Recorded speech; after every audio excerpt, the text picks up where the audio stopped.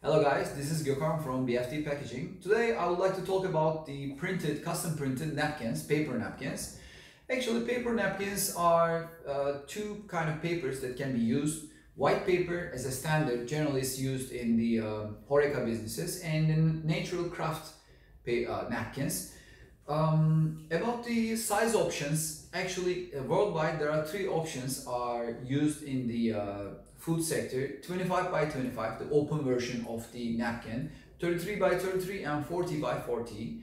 As a shape, there are two shapes, which is rectangular version and square version. Print options, as a print option, three colors, maximum three colors can be applied on each napkins. So this is a one good example of the three color print option. So whatever your logo is, if it's not too detailed, that can be applied on the napkins. Napkins are good examples of the um, cheap marketing solution. So every restaurant, every cafes, bakeries, they're using napkins. But compared to using the non-printed napkins, printed napkins is a little bit more costly, but it will give you a good feedback, good brand image to your customers.